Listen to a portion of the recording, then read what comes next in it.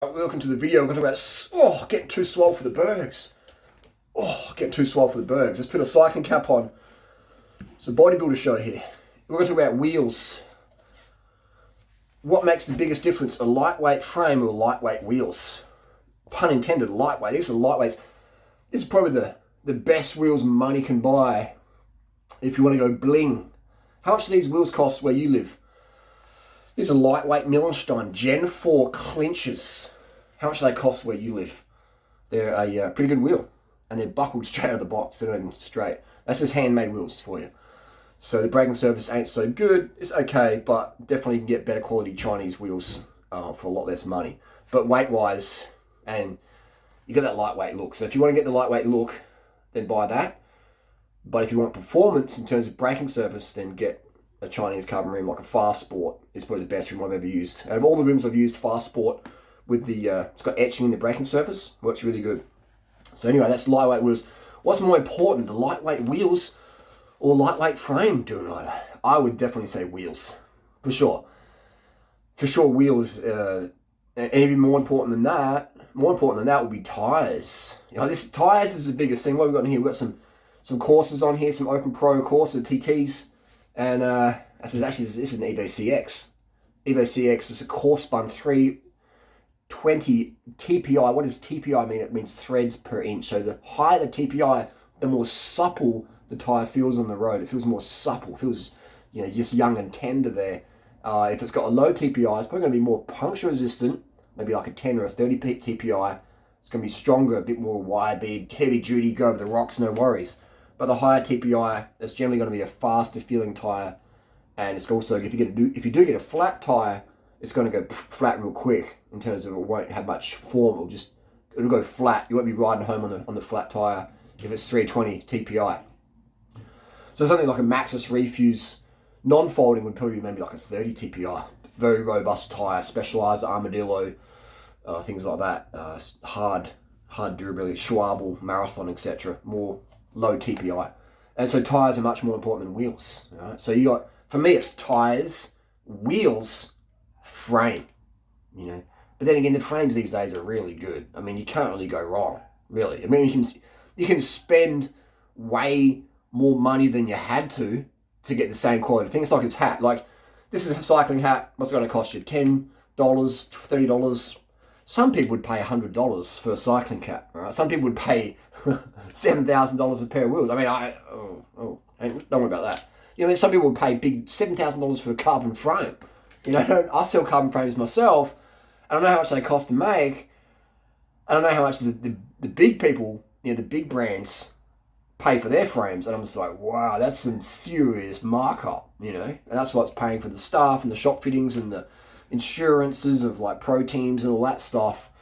But yeah, so you can pay a lot of money for something that does the same job, or you can pay, what I think people should pay. That's just my opinion though, based on my personal experience. So a $7,000 frame isn't 10 times better than the $700 frame.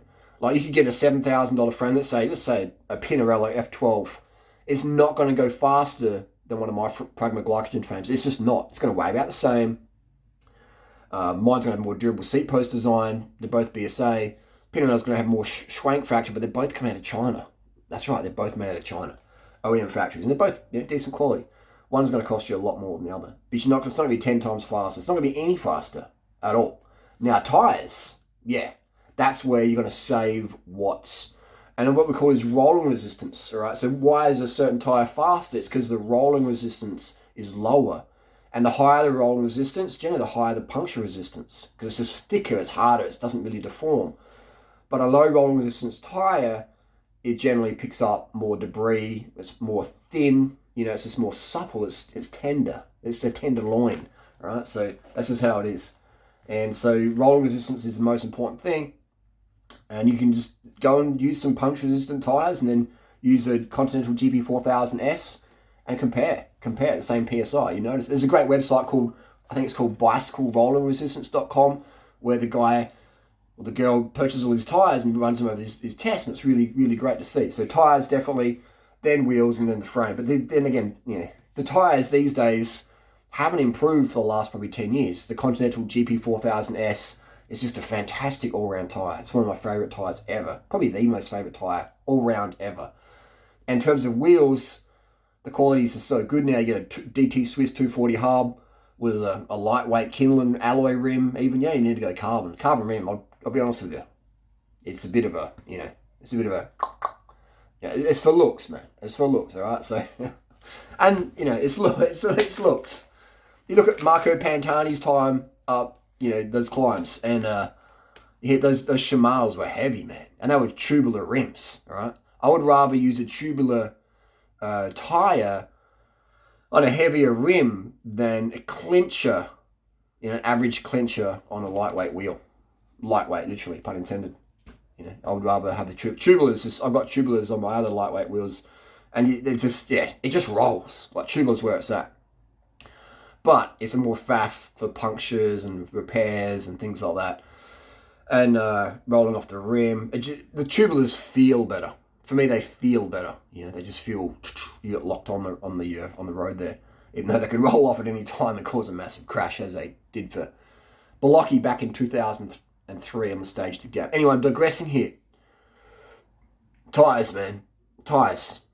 All right? Tyres, men, ladies and gentlemen. Tyres. That's what matters most. And then wheels. But these days, wheels, a 1,500 gram set of wheels, it rolls really nicely. All right? And next one, frame. Does it even fit you, though? All right? Does it fit you?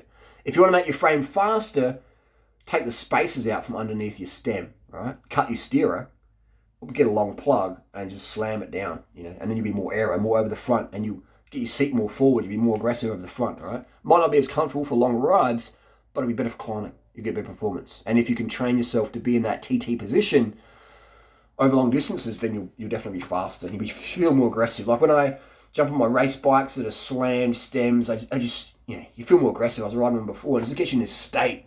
And then when I jump on my bikes with a high stack height, my bars are up here, driving Miss Daisy, I'm just like, hey man, this is all cool. But when I'm bent over and slammed, I'm just like, bang, just like, let's rock and roll. Let's rock and roll. So hopefully that helps you. What's more important, lightweight frame or lightweight wheels? It's good tyres. Tyres, wheels. And latex tubes. Get latex tubes. They're fantastic. Very smooth and good rolling resistance. And you can puncture repair them with a patch. Put the patch on the tube, also put the patch, a bit of glue on there, and put the glue on the tube, wait for 5 minutes on a rubber or a latex tube, and then hold it together like that on the tube and the patch, and hold it for like 30 seconds, get that good vulcanization. I don't even need stims. I'm just like high on life, How amazing is that? No stims in my body today. Nothing. Zip. Just buzzing. Get your rest, get your sleep, get your sugars. Don't use your caffeine. You don't need that stuff, man. Caffeine just digs you into a hole, and that will be the next video. Caffeine. Is it good or bad? Or does it make you ugly? Let's find out.